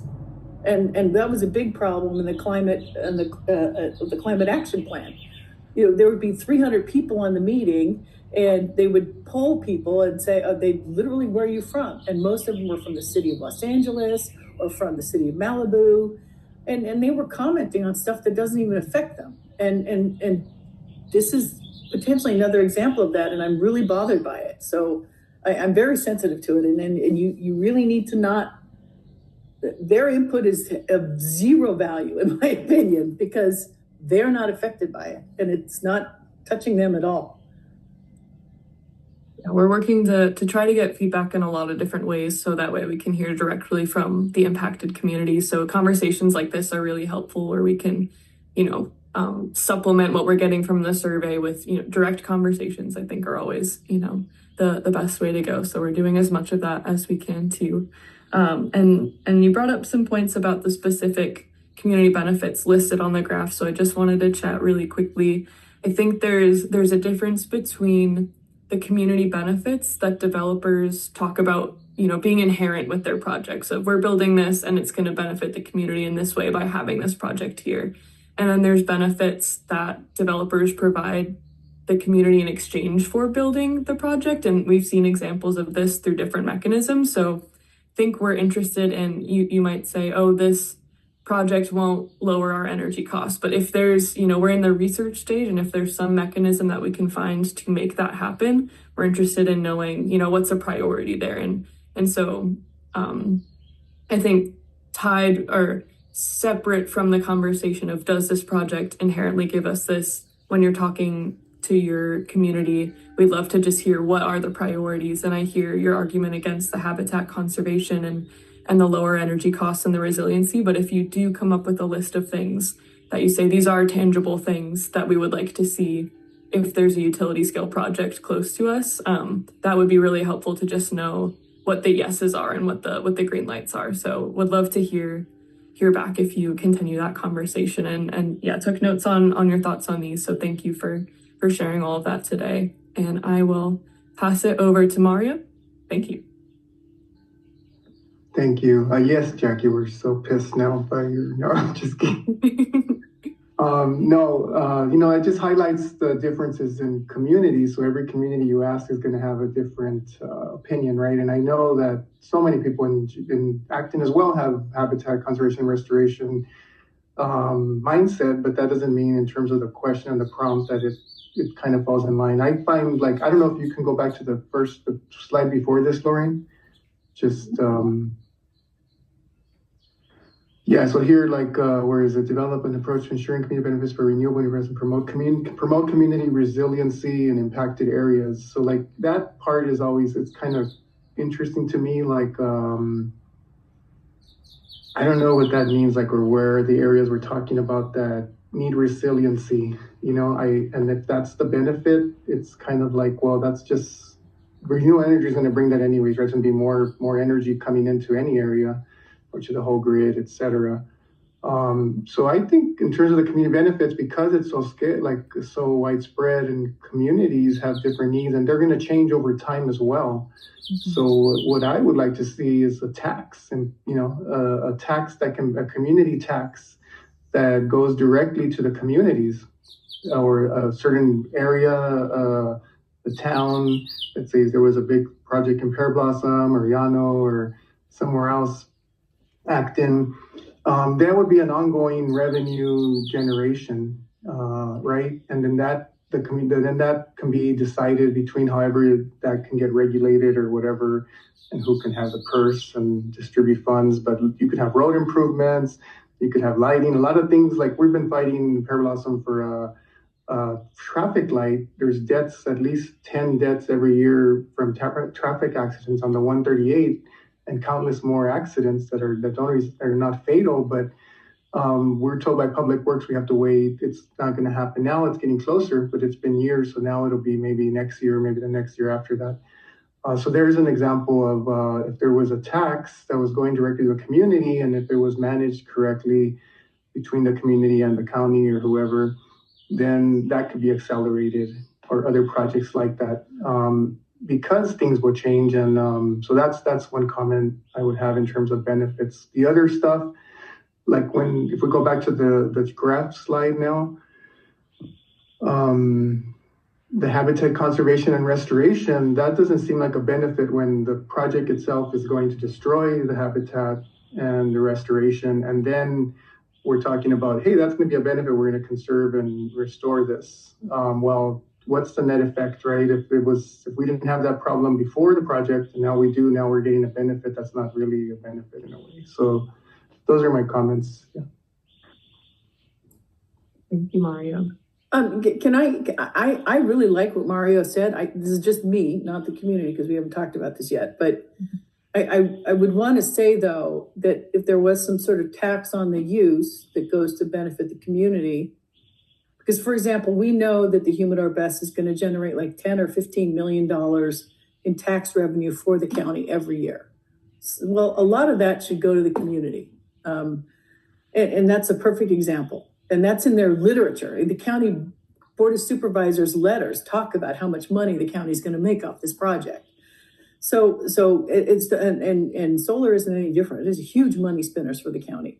So, but I would say, I appreciate Mario's position, but I would say that those funds don't go to things like streetlights. That's what the county's supposed to do anyway. That's their job. As the Board of Supervisors is our city council. And by the way, you guys should come to our meeting in June, because Vision Zero and Public Works is coming to talk about that. So please come and raise these questions, because they're supposed to do traffic signals based on MUTC traffic guidelines. And if there's that many deaths, they should have done it already. But I wouldn't want to see these funds going to something like that, because that's what the county's already supposed to do with the tax money they get from us. So other things that the community wants that would, like, I'm not going to say frivolous things, but non-essential things, because the county is supposed to be covering the essential things. And I would hate for just so that the county has enough money to keep our roads in good shape. That's not how this works. And that's not how it should work, at least in my opinion, Mario. If you disagree, I apologize, but. No, I think that's a great point. I don't know what the answer is at this moment, but I think, yeah, there's at sometimes though, like maybe acceleration where it doesn't remove the liability from the county, but they can, you know what I mean? For some things could be, who knows, you know, that's where the communities come in, that every community may be different and may have different priorities. And, but that's a really good point, Jackie. Thank you. Yeah, great points and great discussion. And I'm seeing Jose adding in the chat some specific examples, pools, cooling centers, senior centers, etc. Those are great points. So thank you for calling those out. And I'm hearing a lot of making sure that the money being generated, or if there was an extra tax on these projects, that it goes to, you know, the specific community, it's geographically tied to the area, and it's going towards priorities that reflect the community. So being very community specific with these is something that I'm hearing you also going around. Going to priorities that are not things that the county already is supposed to be doing. Mm-hmm. Like roads. Yeah, so you're saying not including road improvements as a community benefit, but something that hits that next level, kind of like the examples Jose is dropping in the chat. Right, so basic infrastructure that the county is already obligated to provide under state and vehicle codes and state laws, that shouldn't be, no, because then that just saves money for more amenities to go to the urban areas, because we're paying in many ways for having work done that should already be done just out of the general fund. So thanks.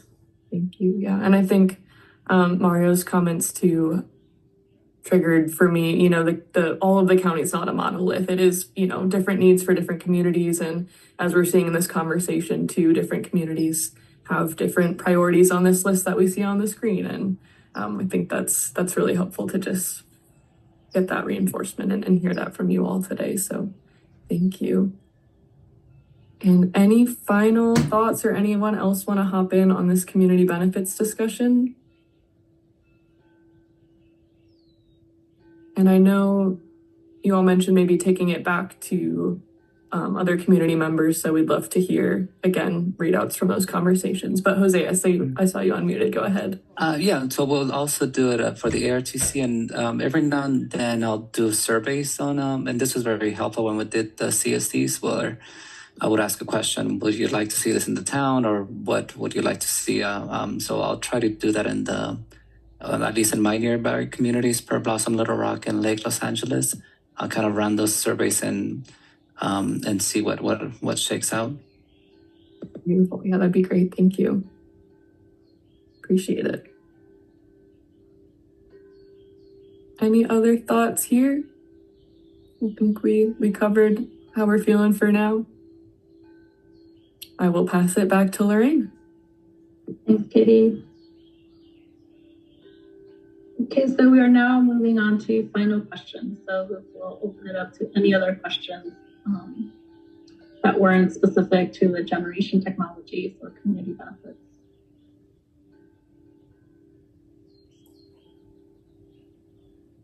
I'm still very apprehensive about this overconcentration thing. Can you give me an idea of what sort of thoughts you've had on it so far, or what ideas you've had that maybe you thought, oh, that'll work, or no, that wouldn't work, or just so I can know how you're thinking about it. You know what I mean? Yeah.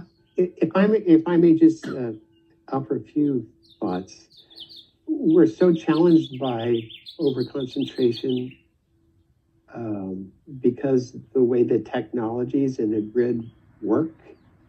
So how is that mitigated or challenged?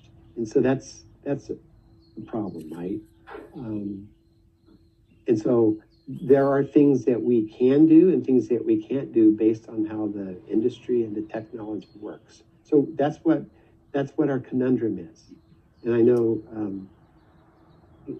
I think this notion of community benefits probably segues into that. If there happens to be overconcentration, how do you mitigate that overconcentration? Like for folks or communities that are overburdened with renewable projects. And that's still our challenge. Okay, because the impression I got was the community benefits would fall out of a project. Regardless of whether the county considered where that project is a place where there's overconcentration. But maybe I misheard you, but what I just think I just gleaned from what you said is that if the county thinks there's overconcentration, then some benefits will be considered. And I'm hoping that's not the case, because community benefits are supposed to fall out of every project. I agree, yes. Okay, so I agree with that for sure. Okay, so the benefits question is tied to each individual project and not, okay, all right, I appreciate that. Exactly, it is. The other thing is that there's a lot of myths out there, okay? There's a lot of myths that, some of the myths have been perpetuated by regional planning itself when they publish reports that say things like utility scale projects have to be located near a substation, or it's just not true. And so a lot of the developers will say things like that. The developers come and what they tell you is often different from what they tell the community. And both the stories they tell to you and to us are often different from the facts that they actually have. So they will make certain statements like, oh, well, this project has to go here because we have to be near the Vincent substation. So it's got to be in Acton. Categorically not true, materially false. So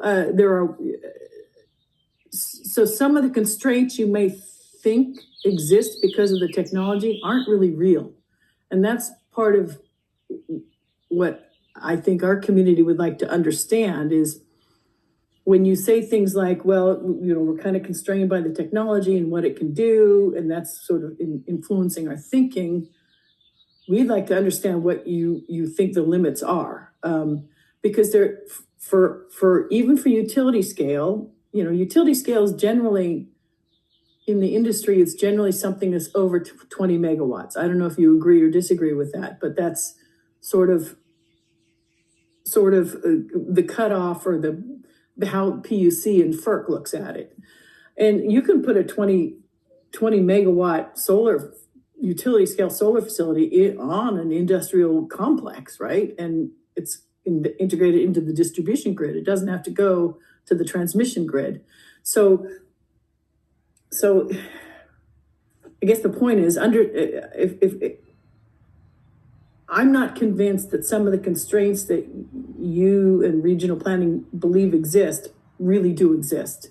And I would hate to have those constraints influence how you consider or contemplate overconcentration. Because in my mind, overconcentration is if a community has more storage or generation than what that community actually needs, then they are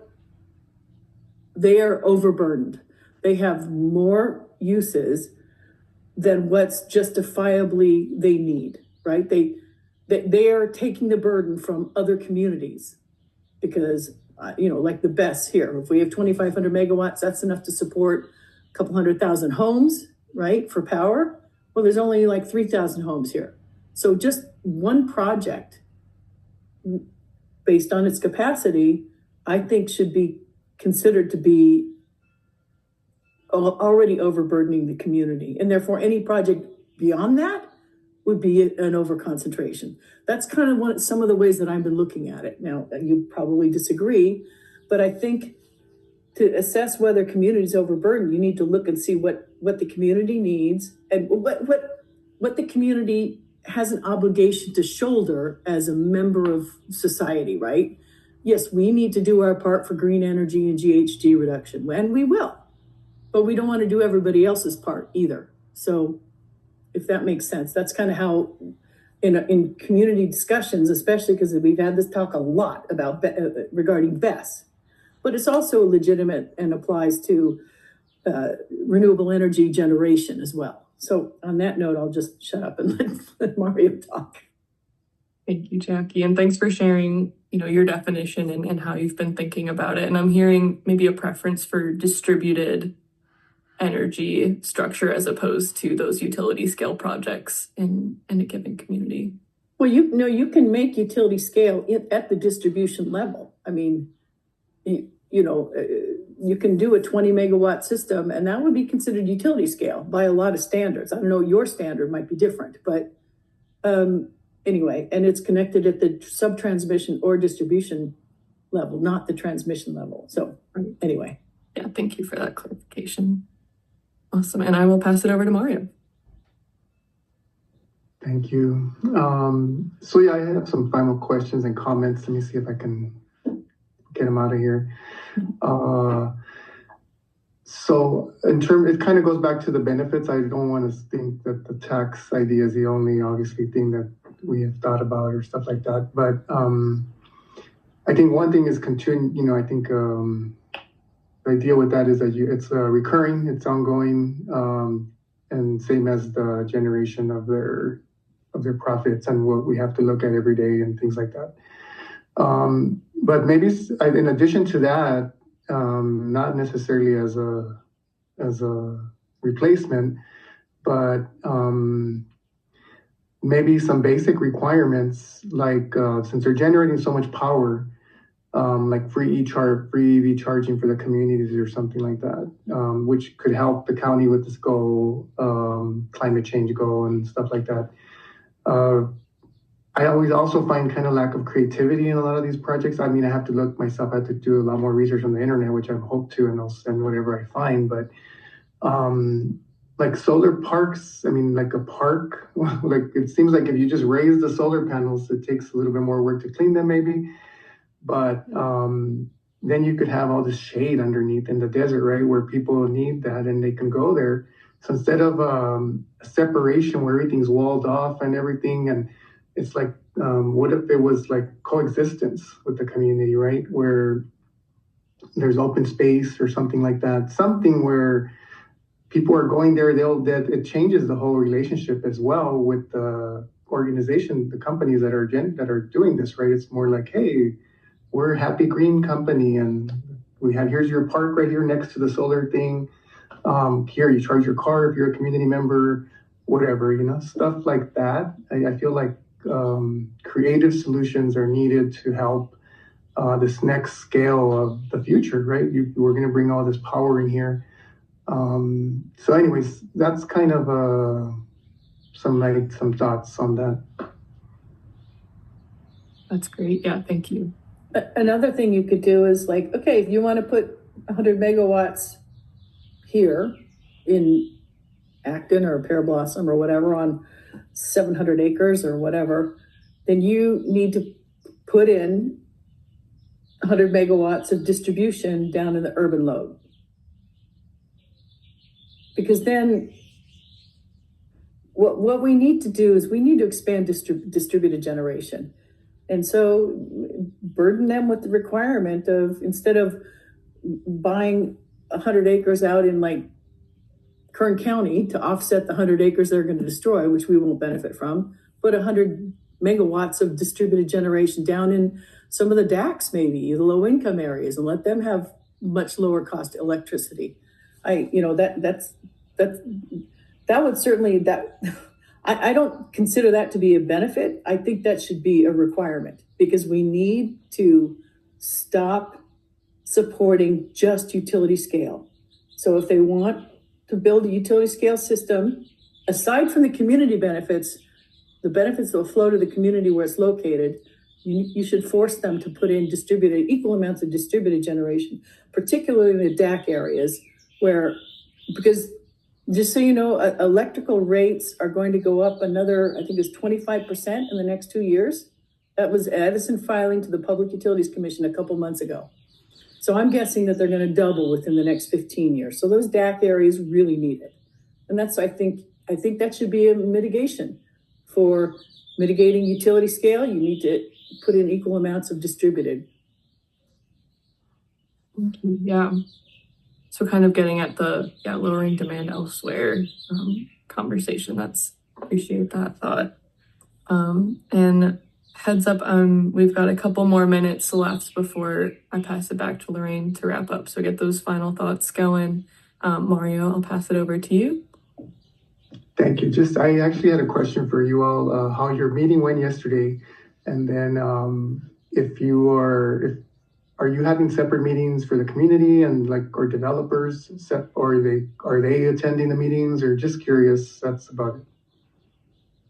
Yeah, thanks for asking. I think it went well yesterday, and I'll give a little note and then I'll let my colleagues jump in. We had, I think it was in the 30s of attendees, similar to our first meeting. I think our first meeting we had 39, and so we were at a similar number last night. And I have the whole registration list I got to take a closer look at, but I think we had a good representation from different communities and folks in the industry, community members. So that was great to see. And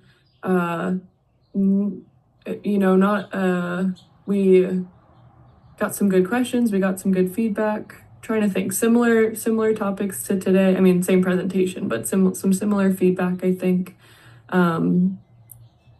Trying to think, Lorraine and Mark, anything else to add? Well, yeah, I would add, again, thanks for asking about that, Mario. It was, I think everyone was engaged. We had a couple of good discussions with folks.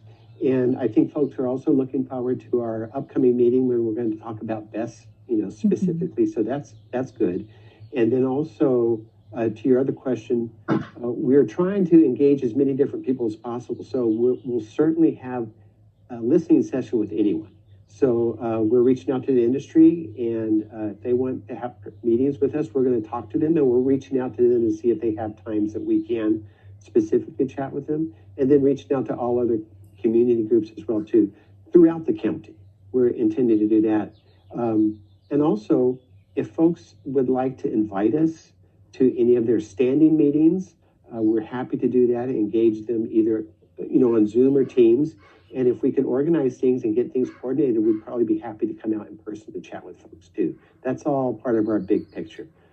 This has been sort of our first phase of outreach as we continue to sort of develop the ordinance, which is still under development. And we're working with a consultant in its preparation as well too. So there's a lot of, or providing background information for us as we prepare it. And so there's a lot of other stuff happening, and we'll keep you all apprised. Sure. Okay, great. Thank you. It's good to hear that. And you guys, I wanted to say thank you. I think this process is been really a good testament to where, and it seems like it's very real. So appreciate that. Are the meetings you're having with the energy developers, could I listen in on them? I won't say a word. I will just listen. Yeah, I'm pretty sure that any meeting that we're going to have is anybody can attend it. Yeah, okay. We certainly want to target folks to ensure we get their voices, but I don't think there's any reason why others could not attend. Yeah. So I would like to ask a favor, and this is, I'll confirm that this will be from the town council because this will all be talked about then, but at least right now, at least for me, to, when you set up a meeting with any energy developer, CISA, Cowee, whatever, I would like to, you could keep me on mute the whole time. I just would like to listen in because a lot of things that they say are not necessarily true. And I need to be aware of what they're telling you so that I can inform the other council members here and we'll decide what to do about it if we want to try to send in correcting information or something. Yeah, I want to ensure everybody is all on the same page. So certainly when we reach out to some groups, whether, developers, what have you, I'll read the waters to see if in fact, we don't want to talk to anybody, but our intent, or excuse me, they may not want to have certain people in the audience, but my intent is to say these are public meetings, and so anybody is welcome to join. Thank you. Thank you very much. I appreciate that. Absolutely. Yeah, and I think it would be, obviously if they are public, since they are the quote unquote experts on whatever renewable energy, to have that discussion with you guys and just to leave that comment section and questions at the end so that Yeah. then we obviously don't, since they will be the guest on it. You don't want to, what do you call it, have a hostility from the get-go, but we can Right. definitely, the community should be able to ask questions and get clarifications. Okay. Yes. So yeah, we'll keep you posted how we develop our further outreach. And on that note, I know we're at, oh, sorry, Jose, did you have a final question? Oh no, I just wanted to say thanks. There's definitely been what do you call it? Just the conversation and discussion and just the openness from the entire team is. I'm very happy with what has happened so far. Yes, thank you very much.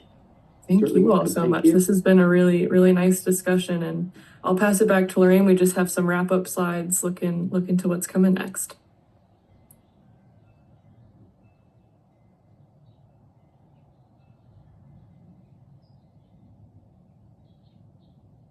And Lorraine, you're on mute.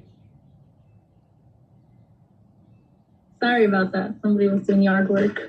Okay, so we will be hosting one more topic-specific workshop virtually on Tuesday, June 17th, which will focus specifically on BESS. The link to register will be posted on our project website and sent out to the contact list. If you would like to watch our introductory meeting that took place on March 27th, the recording and translation can be found on the project website. Please stay involved by joining us at the upcoming workshop, filling out the survey, and joining our mailing list. We are also happy to schedule time for a listening session with you or your organization. If you want to learn more or would like to schedule a listening session, you can reach out to us via our website, email, phone, or mail, and you can access our project survey by scanning the QR code or using the link that is being dropped into the chat. The survey is a great way to provide us direct feedback that we are considering as part of the drafting process. So thank you everybody for joining us today and all of the very insightful discussion. Thank you. I really appreciate it. Thank you all for taking the time. Yeah, have a good afternoon. Thank I you. hope your meeting last night went well too. Yeah. Yes. Whoa, a little different, yeah. Yeah, very different. Thank you. Thank